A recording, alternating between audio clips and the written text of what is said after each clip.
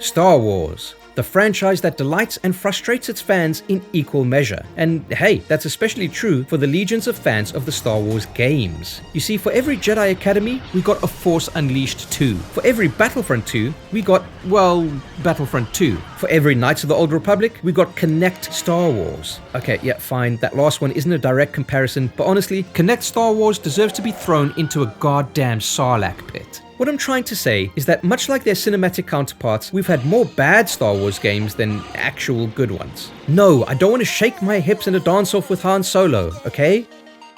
Well, okay, yes, I do, but not in video game form, alright? What I really want to do is drench myself in the worlds presented to us in the films. I want to be in that galaxy far, far away, because while, yes, some of those plot points are downright idiotic, the whole mythology of Star Wars keeps us coming back for more. And no period served us peak Star Wars more than the 2000s. It was at that time that the prequels were released to critical... they were released. Say what you want about the prequels, but my teenage self absolutely loved them. And during this prequel period, Star Wars was at another peak within the zeitgeist of the day. Is that a thing? Can you mention the zeitgeist in a past tense? Anyway, what it meant was a barrage of great Star Wars games. Why, yes, I do want to play as an initiate at a Jedi Academy. You're damn right I want to run around as Lego Luke Skywalker. Yes, thank you, I will pilot that X-Wing. And yes, you best believe that I want to play as a Sith Lord who has amnesia. Genius! These were all things I knew I wanted. But I'm here to talk to you about a Star Wars game that I never knew that I wanted, but that every fucking midichlorian in my body was calling out for. I didn't know it yet, but yes, I did secretly want to be a clone commando during the Clone Wars. That's right. Enter Star Wars Republic Commando, a game so thrilling, so entertaining, so badass that it doesn't nearly get the praise and recognition that it deserves. You see, Star Wars Republic Commando was a huge risk, as it did away with what was expected of Star Wars games at the time. There were no Jedi, no lightsabers, no Force, no needless exposition. And you know what? It didn't need it. This was a tactical first-person shooter where you played as an elite clone commando set just after the events of Episode 2. Yeah, that's right, this game is all about clones and bugs and Wookiees and guns. Lots of guns and explosions.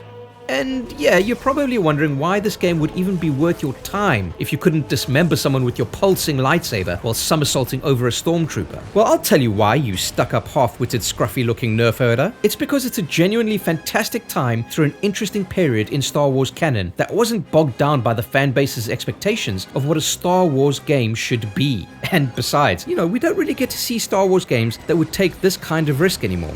Too much of that Disney money at stake, fellas. I mean, yeah, sure, a few have tried since this game came out, but much like Darth Maul, they were cut down in their prime. R.I.P. 1313 and Project Ragtag. Anyway, let me break it down for you, okay? Taking on the role of RC-1138, or Boss to us cool guys, you led Delta Squad, an elite clone commando unit whose sole purpose was to get their hands dirty doing the Republic's Black Ops. The first mission tasked you with assassinating Geonosian leader Sun Fac.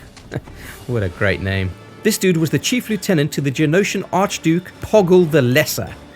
Not so great name. Sorry, Poggle. From there, you were sent in to disable a droid factory, take out an anti-aircraft bunker, and steal a bunch of launch codes. Just another day for Delta Squad. The story did an excellent job putting the player in charge of that commando unit during the Clone Wars. From the aforementioned assassination mission on Geonosis, to investigating a creepy, abandoned Acclamator-class Republic assault ship, to helping out some friendly, furry fellas on Kashyyyk. You'll live out all of your wildest clone commando fantasies.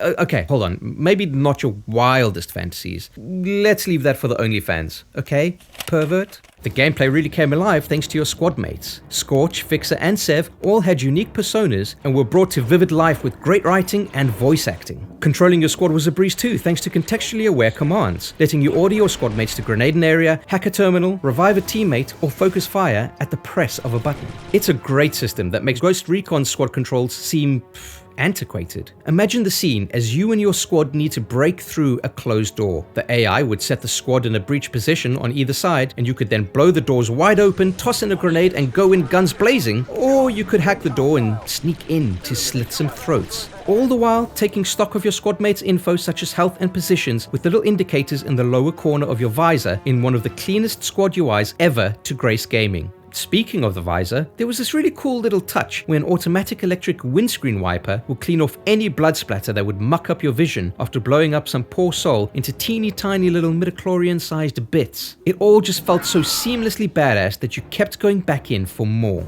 But sadly, the more was lacking in this game. Those 3 mission examples I gave you? Yep, that's it. That's all there is. 3 scenarios, multiple missions in each, netting you around 8 hours of playtime. 8 hours is not bad, but it's not great either. But I like to think of the shorter runtime as trimming the fat, because however short the campaign was, there was enough action to keep you engaged the whole way through, with unique settings that'll have you and your squad mates throw out one-liners and quips while leaving heaps of dead bodies and a path of destruction in your wake. In truth, it's a miracle that a game like this even came out in the first place. At the time, LucasArts was in serious trouble and the company was going through a bit of a restructure to try to save it. Spoiler alert, it didn't work. During development, the team at LucasArts that were making Republic Commando kept on shrinking with each milestone they hit. I mean, by the time the game finally released, there must have been just one guy in an empty office crying to himself in the corner. It's alright, Jack, you did a good job. A sequel was cancelled before the first game even shipped, which was a shame as the game showed an extreme amount of potential. The game even ended on a cliffhanger with one of your squad mates' whereabouts unknown. Sorry, Sev. Guess we'll never know what happened to you. The sequel would have reportedly seen us launching a rescue mission for poor old Sev, all the while you and Delta Squad took care of some Republic dirty work during Order 66.